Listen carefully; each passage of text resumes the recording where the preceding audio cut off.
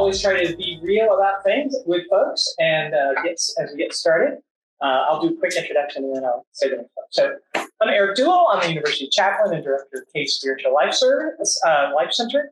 I'm in my second year now in this position. I've got ties to the area and to the kind of AU ecosystem that I went to Wesley Theological a few years ago, back in 2002 is when I graduated. And so I'm back in the DC area after several years of being in campus ministry, chaplaincy, and other spaces. So thanks for being here today. The real part of this is recognizing that this is your time to do what you need to do with. And so you are the expert in what you need as we go through. And so we're going to be doing some heart work stuff. And I know sometimes that can feel uncomfortable and you might need a minute, or we just came off lunch and you're like, I need to take care of some biology things. There's lots of reasons that you may need to take a moment, step out, come back. Feel free to do what you need to do. You're the expert in what you need here. Okay? So I just want to get that permission as we get started here. Does that work for everybody? Great. Thanks. So we're in this, now I got to figure out how to work technology. Hang on. Renewing your why as an educator. It was interesting. Coming off the discussion earlier in the lunch space, there was this interesting reminder to say like, oh, and staff, right? And I had one of my colleagues who said, Eric, I thought about going to your session, but it said for educators and I'm, in student affairs. And I thought that was really disheartening to hear because I think anybody who works here is an educator, right? We're all educators. We are in education. We're in the field of education. Whether we're in development or chaplaincy or staff or work with grants, they're educators. And I love the fact that we have folks who are in those spaces who take that role seriously and will check in with students and say, how are you doing? Right? There's a reason that last year when we had a staff member who died out of the food services area, that there was such a discussion about what the students were like, well, why aren't we doing a memorial service for him? Because they saw him as part of this system, this community of educators. So I just want to start off by saying, if you're here, if you're at AU, you're an educator. Faculty, staff, whatever your role is, you're an educator. And I think that helps us understand the why of what we do here in a very special way. So I just want to affirm that for you. Because we know it's not for the money. We know it's because maybe some folks are doing it because you get a break over summer. Staff don't, so as part of those things. But there's something about that special call to education, about helping people develop and grow, that pulls people in.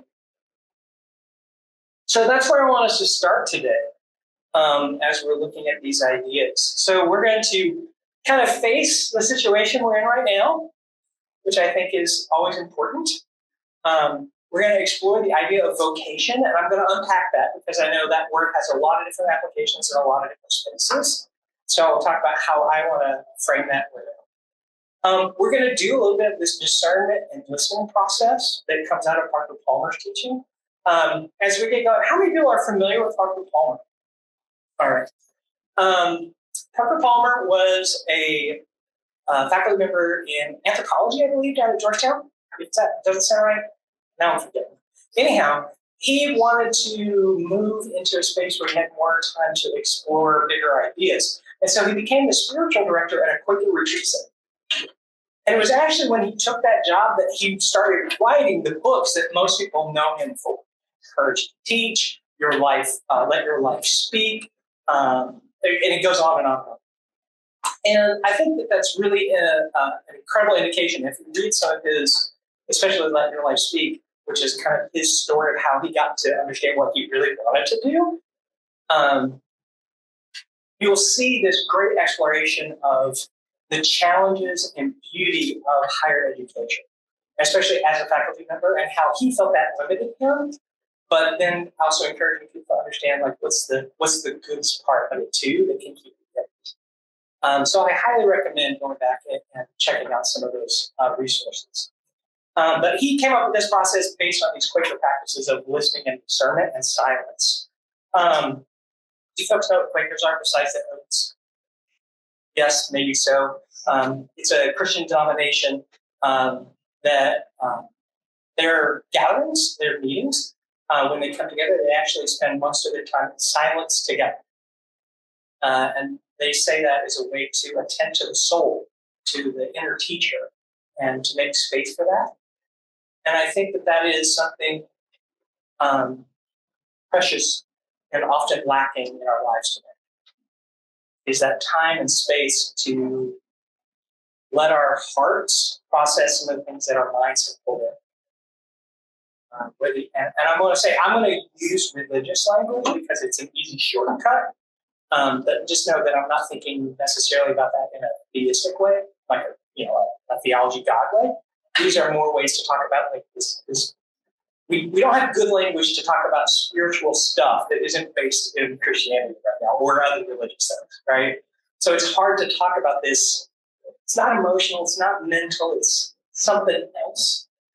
And that's one of the things in my field that we're processing. Like how do we invite people who may not have that same theological understanding, more philosophical understanding? How do we invite them in a way that still helps them feel welcome to do the work that doesn't have that baggage? So that covers both vocation and discernment listening process. Then we'll actually try it out a little bit to see what that feels like, and then we'll process it together. So that's kind of the format. Does that sound okay? Okay. Naming our situation. Why are you here?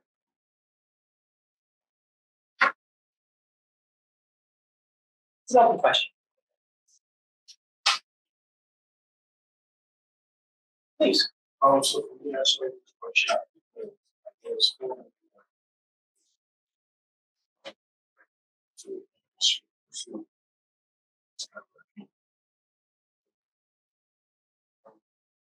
but also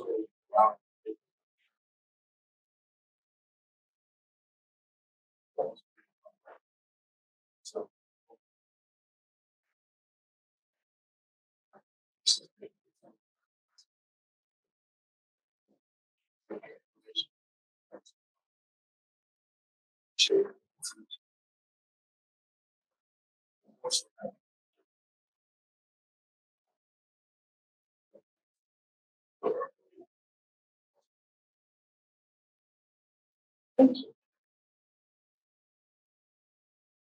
This is my first job after my PhD. I haven't really thought about it very much. It's just in a PhD program, it's like being a professor is a noble job. If you go to industry, you're a loser. So follow whatever the trend is. Thank you. Anyone else want to share?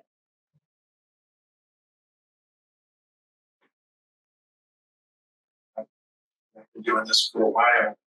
Partly in here because of Parker Palmer and Church.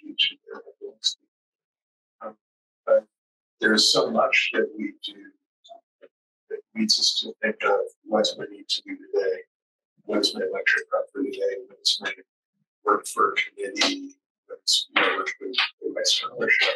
And this is a lot of time to reflect.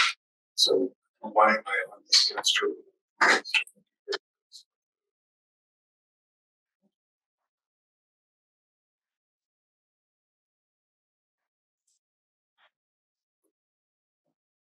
I came to this session today because it seemed very different from a lot of the other offerings, and I find that I learn the most when I come to a session that I know little about, and so just think that's very interesting.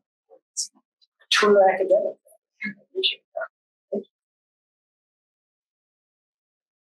I've always been interested in some of these questions around like faith and work, and I went to the session this morning too about our Methodist roots, and just found it really interesting. So I want to learn more. And also heard a little bit about Parker Palmer, so I want to hear a little more about that too.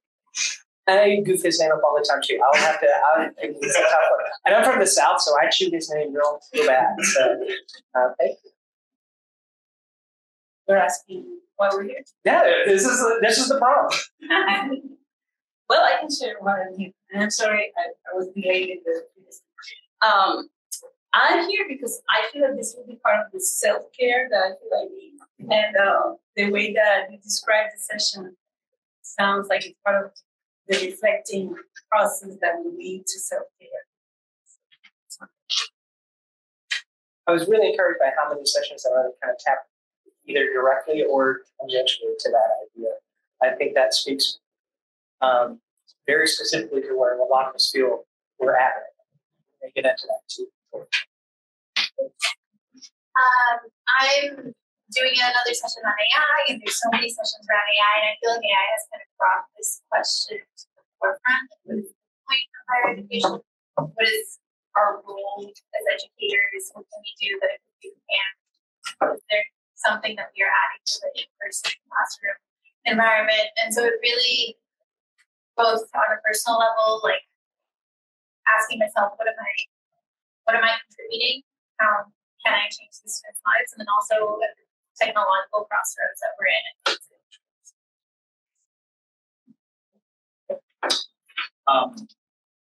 I don't have a great answer aside from I really want to be in a place where people ask that question.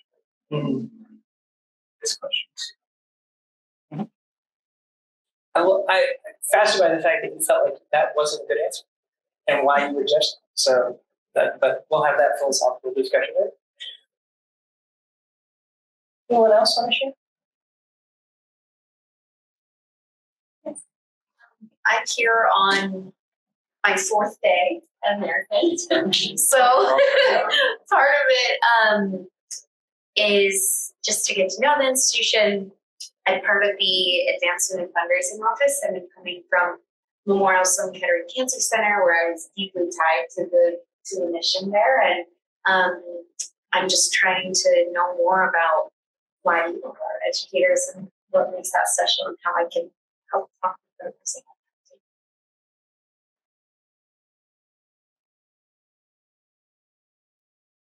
Anyone else? I guess I'm here because I've reached higher education.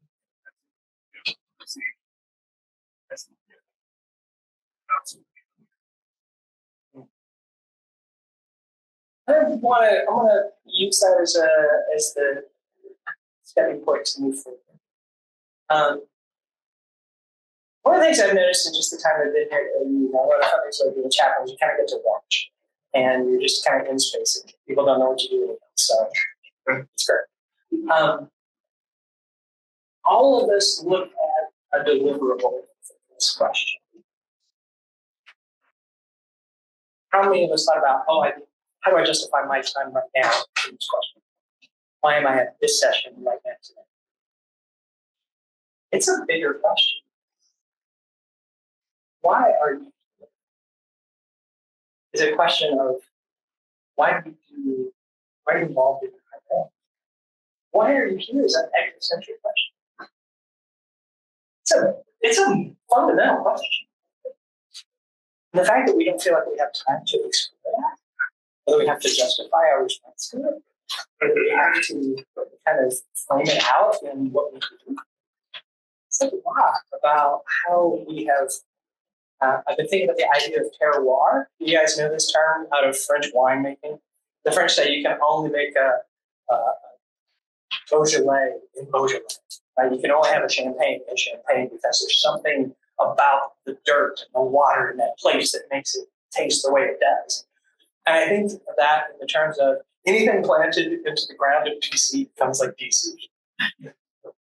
And it's very much about what can you get me? What can you do for me? How do I justify who I am in general?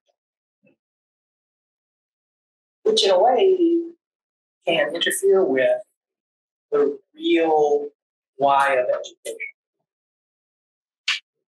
And I think as we're looking at becoming, as we're looking at our R1 status, how we justify that and how we justify what we do in this new framework, there will be a lot of temptation towards that.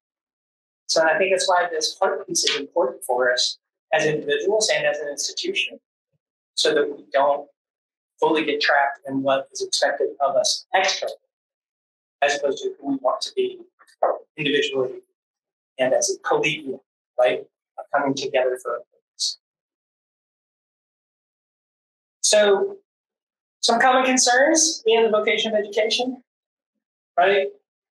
Evaluation of our profession and education, whole job and career insecurity. Oh my gosh, if I can't teach this here, is there even another place where I could? Living in liminal and transitional space, right? Like, our jobs are dependent on the decisions of 18-year-olds, and who knows what they're up to, right? And so it's always, and they come and they go, right? And so we're always having to move through that and be in transition with it. There's all balancing life and work, right? If there is such a thing. There's always more to give than maybe what we feel like we can. I know, especially like my role, like I cannot meet the needs of 7,000 undergraduates, 8,000 graduates, and faculty and staff, right? I can't. I would love to, but I can't. So how do I make sure I'm taking care of myself so I can give what I can? The reality of burnout. I came up with a session I was in the first time.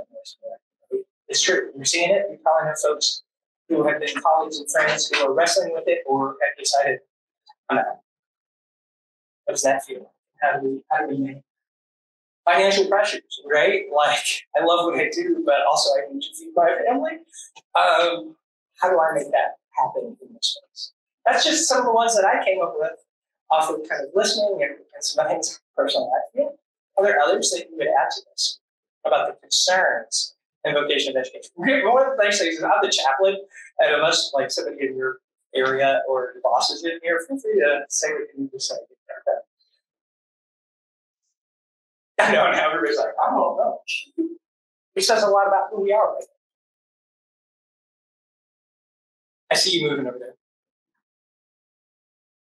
Being attacked by those people who see our job as a danger to theirs.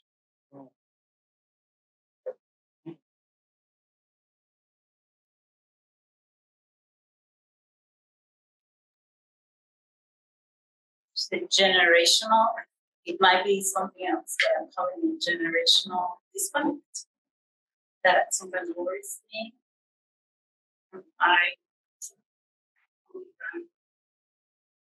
The new generation of students. I started this when I had an infant child, and now my child is in college. And I still do what I do and make that work. I'm actually very grateful that I have children in college. And because it keeps me sort of like in reality of the generation. But I do worry about once I move past that, how do you stay in touch with the new generation, their worldviews, their needs, their values, a changing world. There's some common sayings that you have to appreciate yourself to be able to have others appreciate you or appreciate things you do. So as educators, I think we have to start with the hard work of recognizing why we do what we do in education.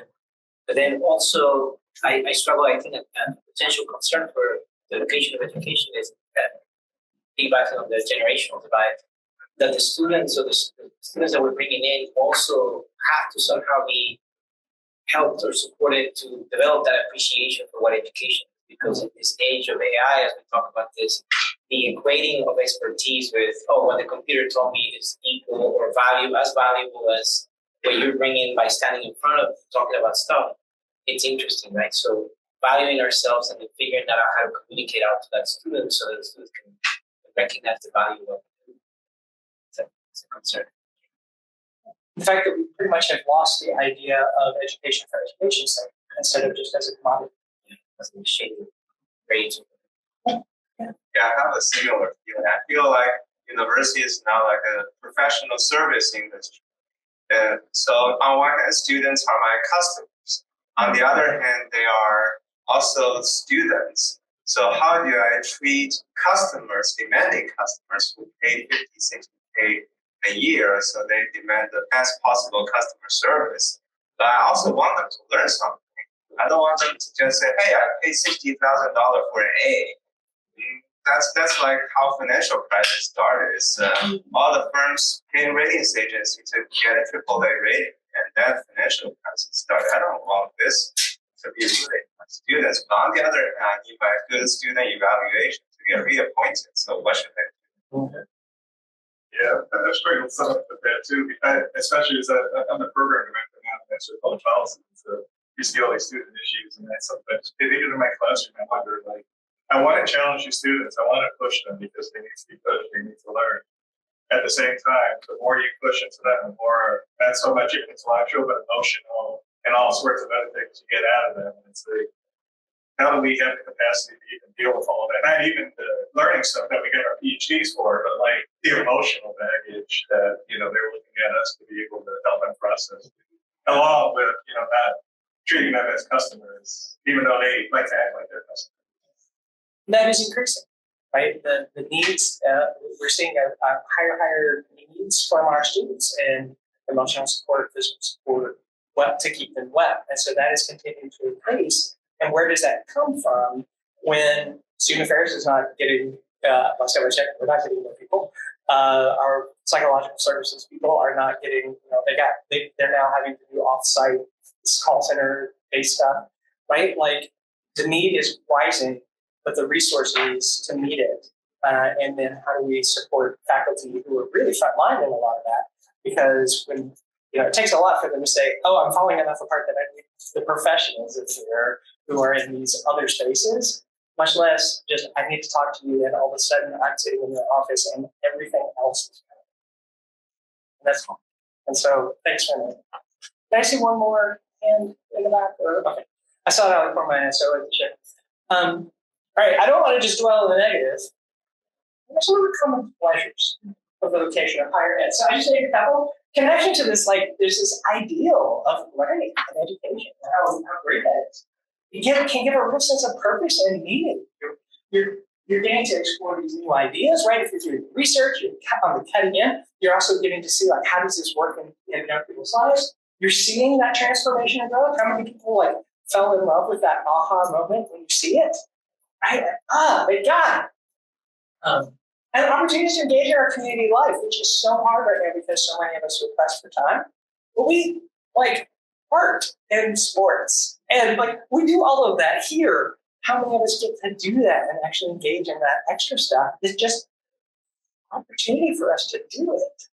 But can we with all the other things? So that's some of the pleasures I think of. What are some of the ones that you see that are keeping you keeping you here? Keeping you moving forward, bringing you here?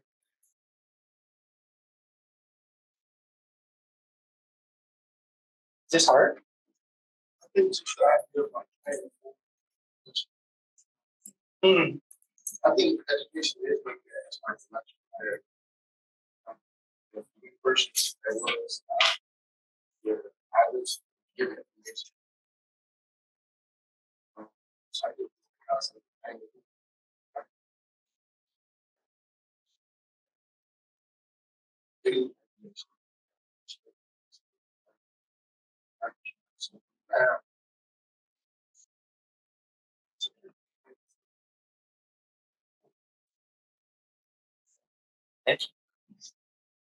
How many folks had somebody in their life that opened their eyes to the possibility of the other side of it? No, I was going to say that I very much echo what you said, because I was looking at your sense of purpose and meaning. This, the way you frame that, is exactly, I think, what purpose and meaning is. It's really good. What are some more? I'm late in my career at this point, and I find myself thinking about my junior colleagues. And I think about the times and all the sorts of things that can tempt or shape faculty towards not doing what they really see as the core of education, that check requirements is those things. So having some space to create a community of people that withstand those pressures and keep their eyes on the next step. Yeah, especially right now. It's a different world. And I'm starting to recognize that with some of my clients, who I'm just, because I don't, I'll give you a warning for those of you who aren't there yet. When you look around and people keep coming to you and asking you questions, and they're like, oh, well, and you think about the people you would ask about that, and like, they're not here anymore. It's like, oh, I'm that person now. When did that happen? I'm like, oh yeah, over the past 20 years I've been doing this work. And yeah, I'm beginning to recognize that opportunity in my life too. And I'm just like, as much as I love the students too, to now work with the next generation and help them to like, hey, I don't know what you're going to have to navigate, but here's how I got to where I'm at. Let's see what that can do. So, yeah. Yeah, I want to double down on your portfolio transformation growth, because they see that all the time in my work. You know, the students come in and they think they know something, and then we push them and they learn something.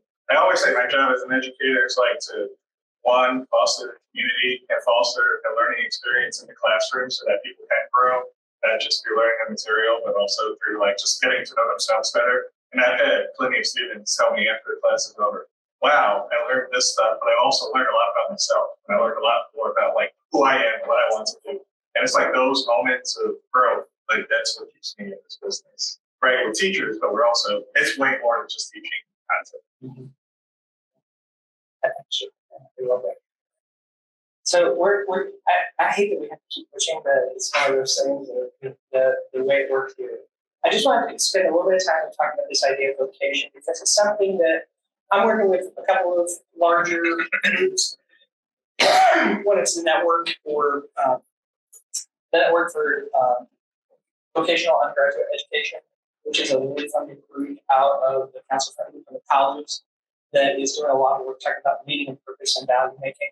I'm part of a think tank that's looking at like the future of chaplaincy work and college admissions and what that means in the coming age. And so we put together a proposal for Billy to fund that kind of work. I also do some work with United Methodist group. I'm a United Methodist pastor or an elder. That's a Christian denomination that technically American University is part of. If you want more information, see the session for this morning. And all that is to say that this idea of vocation is again imperfect language. Just like when I talk about spiritual wellness, it's imperfect language because not everybody believes in spirit in that way. And so, but there's not a word that kind of says like inner life in a way that is shortcut that we can just say spiritual, right? And so vocation is another one that does that. Vocation comes from the Latin vocare, or somebody's gonna. I do not say that, but it's call. So vocation, call, those kinds of ideas, and we'll see it. You see it used in religious experience, like the vocational orders of being a priest or a nun or something like that. You also see it in like technical schools where it's like, oh, I went to vocational, like it's a trade. But I came across these two ways to think about it that I really like. One is a strong feeling of suitability for a particular career or occupation. I feel like I am called to be part of the vocation of chaplaincy. I love what I do. I feel that it hits me in the right space and that I'm well suited for it. I have vocation. The second one is a person's employment or main occupation, especially regarded as particularly worthy and requiring that great dedication. Education is a vocation. It is what we do, but boy, does it take a lot. Boy, does it take a lot. And I think there's still an understanding and respect for that in a lot of places. That even though people are like, oh, it's kind of like Congress. Nobody likes Congress, but everybody likes their congressperson. Nobody likes higher education, but they like that professor. I think there's something special there that we can continue to tap into to understand why we do what we do and to still feel valued internally and externally, while naming that it's tough.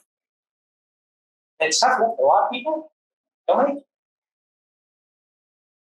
But how can we help those folks who are like, this is who I am, have what they need with it. So that's what I'm thinking about when I talk about vocation. And so that goes into having a sense of purpose. Vocation means like there's something here that I am part of that I get a sense of purpose out of. And this is how I justify to academics what I do, because there is actual research and data that is out there that talks about having a sense of purpose and meaning actually makes you feel healthier, right? You actually have better mental, you self-report, but you have they report better mental health, better well-being, higher cognitive functioning, less long-term health strokes, health effects like strokes, heart attacks, and things like that. How many of you have had that person you're just like, I don't know how to keep going, but you know it's because they have a reason to keep going. It's that. It's a sense of purpose. I know what I'm about and why I do what I do, and I'm going to keep going. Please. Keep going. Is it because I know that's my call, or is it just society imposed as a standard track and then just follow along the society's expectation? I don't know. That's one of the things. One of the things I love with being a chaplain instead of being a pastor is I can't. You have to answer. Some people are just doing it because they're here and they're like, this is safe. I can do this. I check in. I teach my classes. I do my grades, and I go home. That's okay.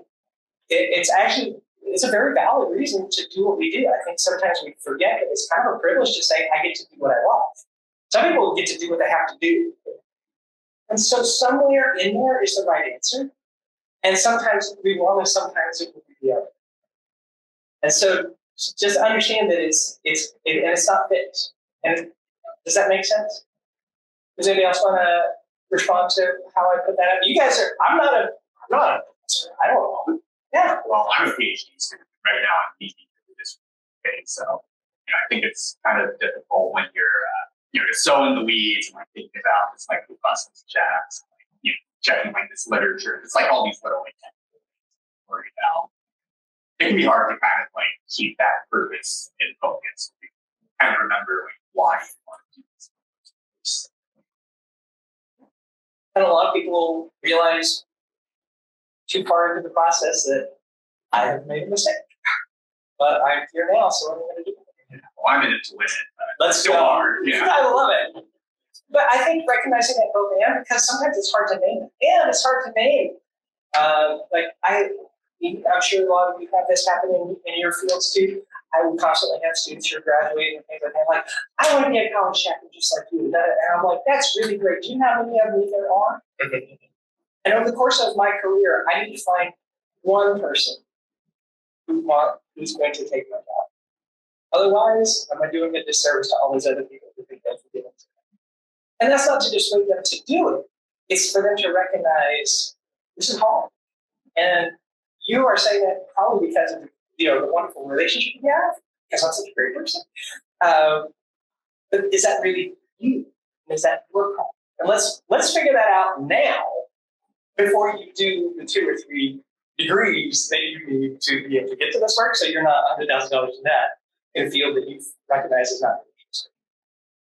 And so I hope that we can have these kinds of conversations with students who are coming in to say, and that's one of the things where I see a lot of students who are having like this crisis of identity. Because they're like, I'm not supposed to be here. This is what do I do? I'm like, you do something different. Do it now and figure that out. And that's okay. And that's part of what this is. Again, it's recognizing that getting to do what you love is a privilege. There's privilege in that. And with it comes a sense of stress because you're like, am I doing the right thing? Am I in the right place? And you can drive yourself crazy when it's hard or when you feel out of place because you keep chasing that thing until you find it, as opposed to finding it and then going. Does that make a difference? So if you, all right, I want to be very partial because this is the analogy that I came up with. Back when I was a pastor, when somebody comes to me with like their 3rd or 4th marriage, it is incumbent on me to ask them, is it the people you're marrying that are really the problem? And if so, why? What is it that has you continuing to marry those people? Or what is it that you need to change about the commitment or what this idea is that's going to get you to stick to this thing? Right? So if you're continuing to jump from marriage to marriage to find the right perfect person, the odds are you're never going to find them because there is no perfect. But if you understand who you are and what you want and what you're looking for, and then enter into a relationship with that, you're probably fine. And I think vocation can be that same idea. Is that I'm all the time being like, oh, I just need to go up and start talking. Oh, I need to go back to church because that's way easier. So I need to make sure I know why I do what I do. So I don't just end up jumping. But there's that pressure to be like, oh, I'm not happy. I got to go to something else. And start, see, that's why this process of asking why is so important, so that I have that interior understanding of my needs, my wants, who I want to be. And then it comes from me. And then I can go find ways to live that. Is that a hand? No, that's good. All right, so we're going to get into the actual Harper-Palmer stuff. I told you. It's a hard one. And so I'm going to go over his touchstones. This is what they do when they do this process. I will say that they do long-term weekends and development programs through the Center for Courage and Renewal. If this is a process that you find you love, I encourage you to go and be part of their stuff. I know they do sessions for educators, they do stuff for religious leaders. I've actually been part of, and they're reigniting, developing a process for college students to explore these ideas and young adults. And so they're bringing that back, which I'm really excited about. But these are their touchstones. So we're going to do the touchy-feely stuff for you. So I just want to give you a heads up. And what I want you to do is get into groups of 3. Go. And then we'll take next step. And just clump up somewhere where the 3 of you can kind of be in a little circle triad thing. There's one there. I think we'd be off by one.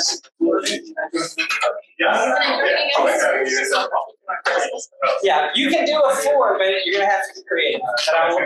That's usually why they always tell me to do this with a co-facilitator so that you can match up and not everybody end up like this. But that's the way it goes. All right, here's our base rules. Here's our touchstones. This is what's going to guide the next step and how we want to show up. I want to remind you, this comes out of Quaker practices. Quakers literally sit in silence with each other an hour each week because they recognize silence is something that is a gift that is underappreciated in our society. But it has the space we need to let kind of the internal work happen. So, I'm just going to go through these so that we make sure we have time to kind of work together. If you have a question or something to add in this, feel free to jump in. So extend and receive welcome. People learn best in hospitable places. Again, I'm going to do some meta narrative as I do this. Do you notice how I tried to say hi to people coming in and have conversations? It's not an accident. I think that can be something that we can look at in classroom and stuff too.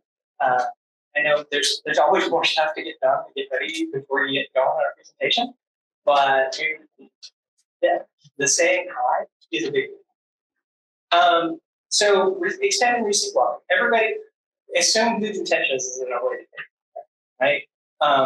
Be present as fully possible with your listening as well as with your speaker. So many of us, I think academics are especially bad about this, and that's one of the reasons I like what I do, because I recognize I do that too. We're so often interested in either processing what is being said or formulating our response to it that we forget to actually listen. Harper-Palmer has a quote that says, "Listening is the most holy gift you can give to someone else." So we're going to practice that part. So be fully present in your listening as well as what is offered is by invitation, not demand, right? This is an opportunity for you to do this. If you're not feeling it, you don't want to share, there's an opportunity to do that. I'll tell you how when we get to that point. But this is not you're not required. I'm not giving you a grade on this, right? This is your choice. Speak your truth in ways that respect other people's truth, right? We all have a context that we're coming from. We all have things that we want to be able to express, but we also want to recognize that it is happening with other people. I will say that this is not a dialogue process. When we are in this space, you're not actually going to talk to the person and respond to what they're saying. You're listening. You will have an opportunity to ask a question. So we are speaking on behalf of ourselves, but not in, and we're doing that together, but not in response to dialogue. It's a different setup than classrooms. So I want to name that for folks, especially if you use your kind of method and stuff like that. This is like the opposite. Your job is to listen and be present and do your own internal work, not to interrogate. Is that, in the light from these, that speak from the center to the center of the circle, so you're speaking kind of to the process generically, and use I statements. I feel this. Are we still keeping up with this? I know some of this is like, what? It's a different process. Respond to others with honest, open questions instead of counsel or corrections. When they do this with pastors and stuff, they're like, no fixing. You're not here to fix somebody else. You're here to deal with your own stuff. Let them figure out their stuff. Trust that what is happening inside of them is what they need. And maybe think about what you need as them. So that leads to that. So when the going gets rough, if you're feeling challenged, turn to wonder. Wonder why they feel that. Wonder why I'm having such a strong response to the person. That makes sense? Tend to your own inner teacher. That's that internal thing, or we call it spirit or connection or humanity, whatever it is. There's something, that voice, that thing that kind of pulls you in. It's looking for this space right now to give you something. Trust. Trust and learn from the silence. Yeah, silence is a gift, I'm actually saying. Make space for it. So just observe deep confidentiality. Not only should you not talk about anything that you talk about with anybody else outside of this room, don't talk to what you talk about in this time with that person. You are going to listen and leave it.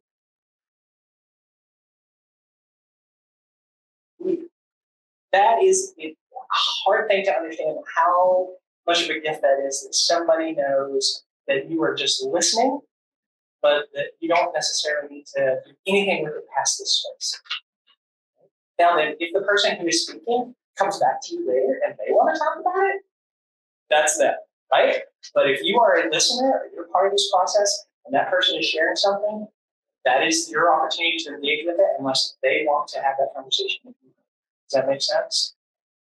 And no, we are, folks who are who are educators are naturally curious. You're going to want to ask and you're going to want to engage. This is not that time. Trust me, this is hard for me. And the last one is, know that it's possible to leave with whatever it was you needed when you arrived.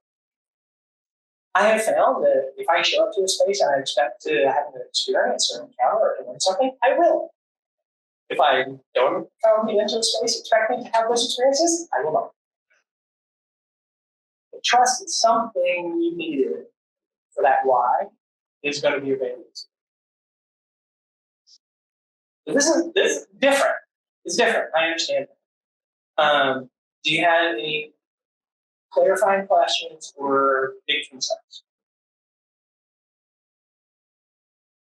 Should we try it? Okay. So here's what we're going to do. I'm going to share with you a quote that I think speaks to our lives as educators. And you're going to sit with that poem for 3 minutes on your own. Then we are going to process that in what is called a listening triad. And I'll go through the rules of that when we get to that. But basically, you will have 3 minutes to talk about what this is impacting, how this is resonating.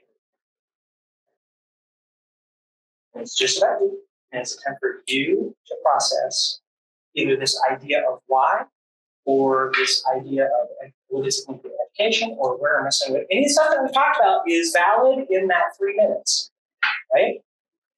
You get that 3 minutes, just to talk about whatever you want. And then we'll talk about everybody else. So let me share this poem with you. It is called How to Clean an Oil-Slicked Penguin.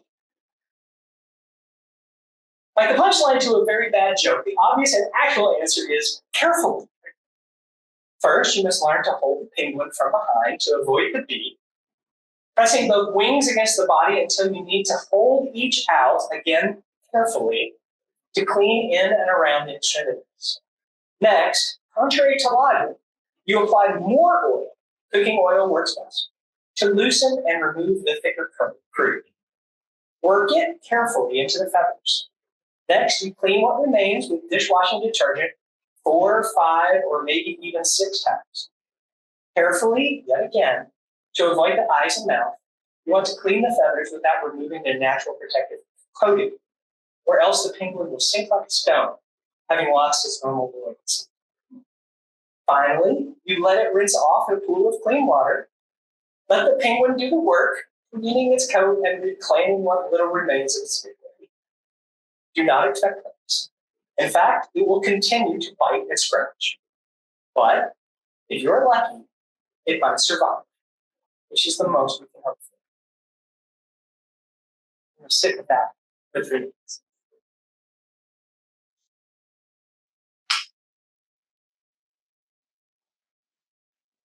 So we're going to go into dynamic topics. And here's how this is going to work. Each person is going to have 2 minutes to share. And the math still works. You guys stay with the 2 minutes. I think that's okay. One person right now is going to be the speaker, so figure out who that is. One person is the listener, and the third person is the observer and timekeeper. So figure out who wants to do which of those in your group. You guys will just have one observer, one timekeeper. So figure out who's which in your group. What are they? You're going to have a speaker, a listener, and an observer timekeeper.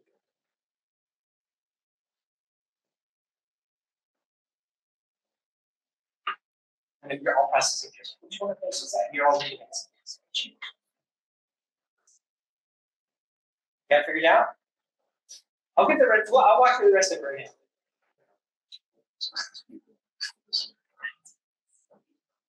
All right. You got it figured out? All right. So the person speaking can say as much or as little as they want in those 2 minutes. It is their 2 minutes. If they monologue for 2 minutes straight, great. If they say 2 words and then they're done, great. It's their time. They get to do with it what they want. You're making the space for them to do it. The listener, your job is to listen passively. I know, we've all been trained to be active listeners. Here's why. I need you to not respond with your face, with your expressions, with all those things we learned about being dynamic listeners. I hear you. Because that will influence what they think is important. And then they may unconsciously start trying to please you and tell you what you want to hear, as opposed to what they need to say. So you need to listen intentionally and neutrally as you can. That's one of the things with pastors we have to work on. Because we hear things and we're just like, cannot make that face I want to make right now. It's a different skill, and I understand. So do your best with that. I know it's hard because it's a natural inclination. But again, it can be a great gift because you're really focusing on what they are trying to say, not how it affects you. And that's why we have the third person as the timekeeper observer, Because that way, as a listener, you're really just listening, knowing that 2 minutes, somebody else is tracking that for you, and they can help you keep honest in how you're responding. So observer, as you're doing that, if you see that the person is maybe a little too into it, or maybe just maybe remind them, like, are you okay? Just check. Right? That's your job on both sides of it. At the end of the 2 minutes, the listener gets to ask one question. And the question should be something that helps the speaker, not something that satisfies your own curiosity. So if they say, oh, I was raised in the mountains of Tennessee, and when I was there, it was always important you should get out in nature, and I really missed that opportunity, because, right, you see where this is actually going. Your question should not be, oh, where in Tennessee are you from? Because that is a question about your curiosity. You want to ask a question that benefits the person to help process what they're talking about. So the question could be, why is it hard for you to find time to go out and be in nature? Or what does it feel like when you're asked? Right? That's a question for them. It's a very generous. And then we'll switch. And you get 1 minute. And by the way, when you ask that question, the first question you ask 2 questions. The first question is, can I ask you a question? Because they may be like, no, I'm good. And that's okay, right? It's their time. If they want a question, ask that one question, and then they have a minute to respond. Does the process make sense? Are there questions? Are you ready? All right, so folks who are timers, if you need a phone or a watch or anything else, does everybody have a way to keep time? Great. And remember, you're keeping time for them, so don't show them the clock or anything. You watch the time for them, and you can give them a 10-second warning when it's wrapped up. Okay? The time is yours. Go for it.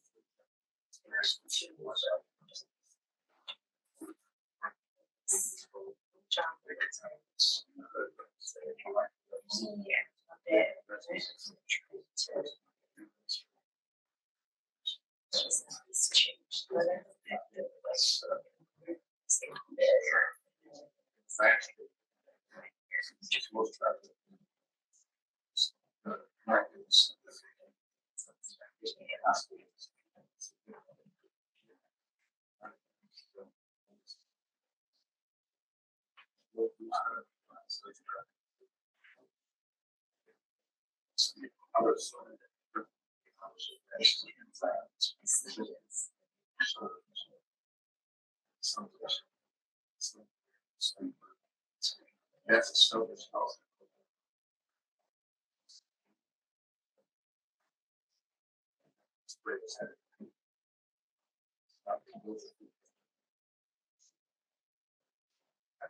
Ask your questions. How does teach students compare to teach your kids?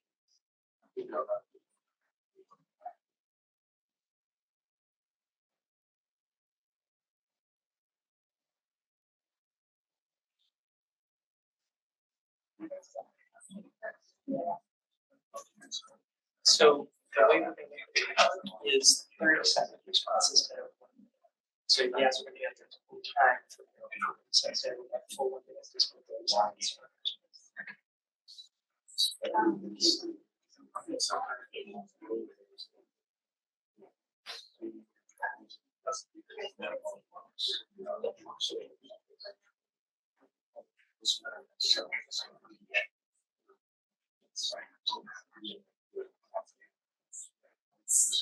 Question.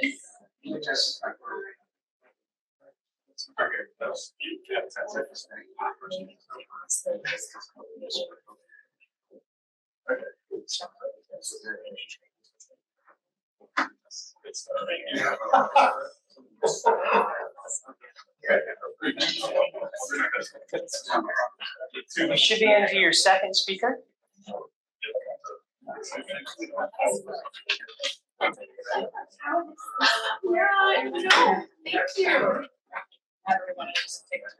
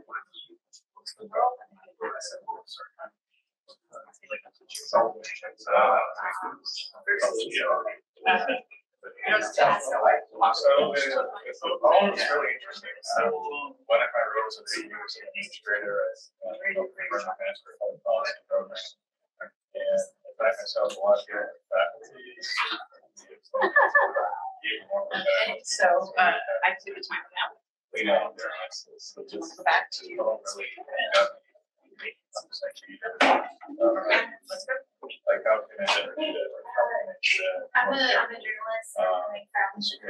and like You're trying to do something that's really beneficial for people.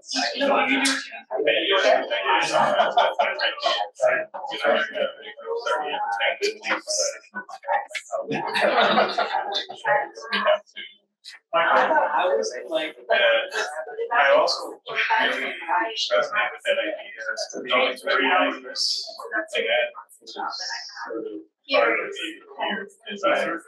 I do think that sometimes that's not the shit you got to do. please everybody if they're letting chance that they want to be it's a lot easier than having to stay in that space of conflict, but And then of course, my idea of surviving. teaching students in a way that's gentle enough, but still Yeah, especially shouting about when it's just especially the pain we have to do that where you know it's 5 or 6 times work out. So that's something I'm working on. Just leading up. I think it's Okay, yeah, it's one.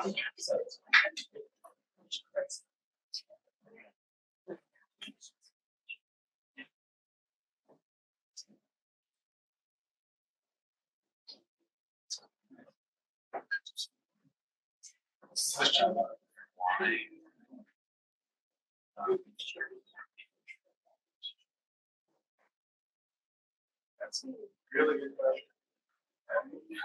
When I took the job, I actually my role was to help design, to help run some program, and mostly focus on the students' experience to make sure that it's a good classes for the experience in the program.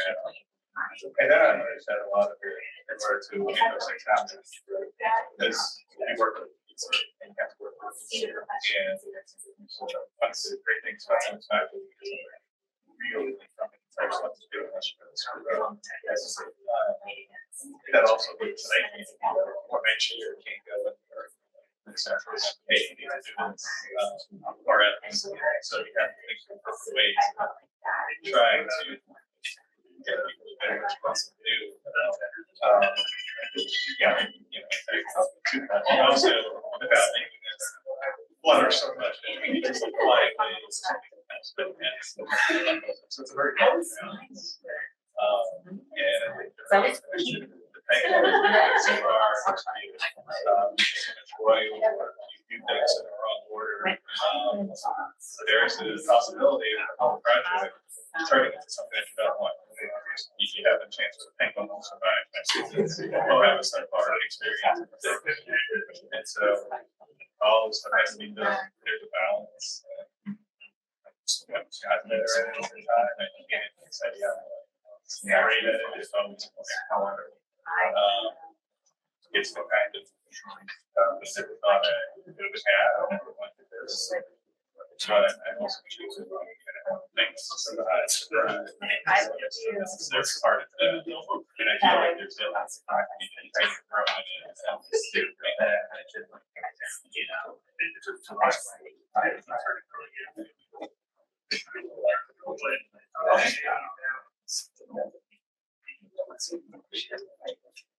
Maybe that's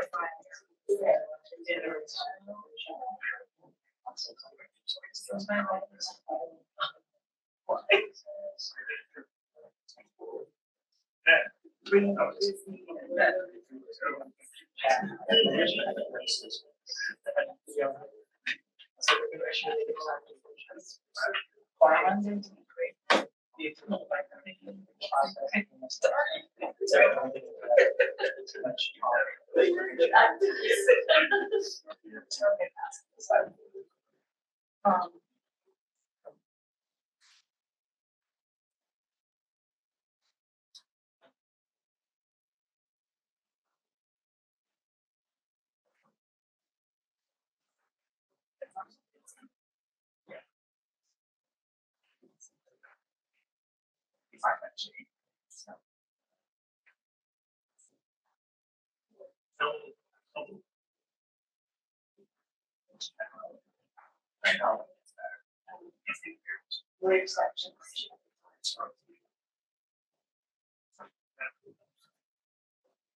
Like, what would make you feel like it's worth just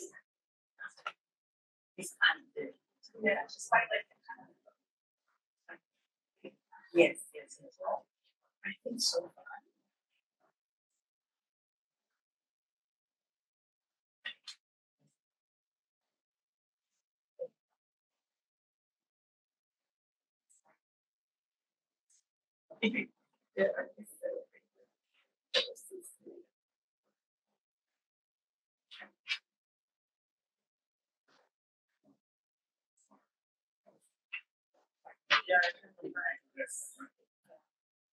Okay.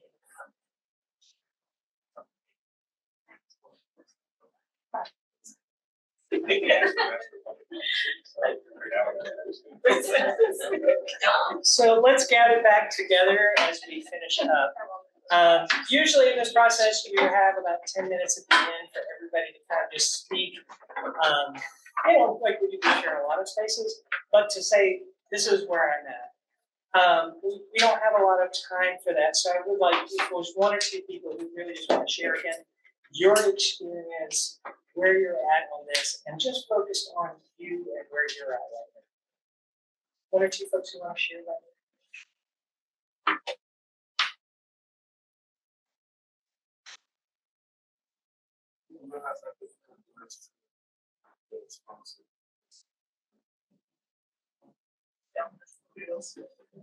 For me, one of the things I love about the process is I also relieves me of the burden to have to feel like I have to produce something. I can really just listen and not feel like I have to fix or anything else. But it is hard to just be present. Anyone else? It was really hard for me to not long communication expressions or anything like that. Yeah. If you work with a therapist or anybody who does therapeutic work or something like that, it's a skill. We have to work on it. It's tough, especially when you're trying to be responsible. How many folks found themselves either in what you ended up sharing or what you were hearing the echoes from our first question about why we're here? I feel like it's okay. Sometimes things go over here, and, right? How many folks realize how many penguins they work with? And it's like when I saw that poem and started thinking about it in this space, I'm like, wow, there's a lot in there. Good, bad, and otherwise. Thank you for making time in a busy day at the beginning of a busy season. I hope this was helpful for you. You do have a way to give a feedback through the Anthony conference. This is the first time I've gotten to do this kind of a thing with our campus. It turns out there is someone who's part of the connection that I know who's actually trained as a facilitator. I just kind of do this on the side. And if this is something that we think might be beneficial in larger settings, I'm glad to help connect that and to make some spaces to do that. And again, if this is something that you really think is would be beneficial to you, I encourage you to reach out for the Center for Courage. I forgot it was Courage and Renewal. And they do these kinds of retreats and processes all the time. And I know it's not for everybody. Some people are just like, I don't get it, I don't like it. And that's fine. I hope you are looking for those opportunities to give yourself the space, the time, the questions to keep exploring this. And if there's anything I can do to help, I am everyone's chaplain. And so if you just like, hey, I just need to talk about this because I'm not sure where I'm at, give me a holler. I do open coffee chat hours in the bridge every Tuesday, 9 to noon. So you'll find me in there and just stop by and say, hey, and you're always welcome to put something on my calendar. I love, this is what I get to do. So thank you for today, and we'll see you in the next things. Oh, I had a final wisdom. Shoot. Why they let a chaplain with ADHD do stuff. All right. This is from Parker Palmer. From Let Your Life Speak. Some journeys are direct, and some are circuitous. Some are heroic, and some are fearful in others. But every journey honestly undertaken, stands a chance of taking us toward the place where our deep gladness meets the world's deep need. I think a lot of us may have heard that last quote in a lot of different phrases. That's where it's from. Trust your journey. Have a great day.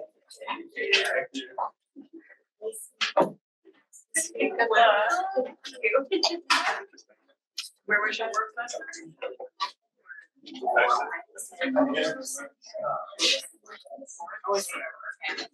I hear that, that's what I assume. Yeah. That's right. Welcome to DC. I work with people as a grad student. Really? Maybe, I mean, it's one thing about AU is like students, so Yeah. sometimes Here, guys.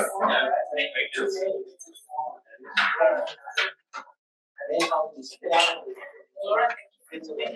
Oh, sure. I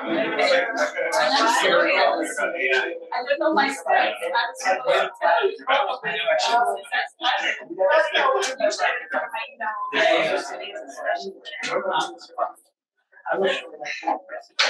do you ever feel like you're I don't think people read it. Because the most popular answer for philosophy is not the right answer. And often it's the so that helps a lot.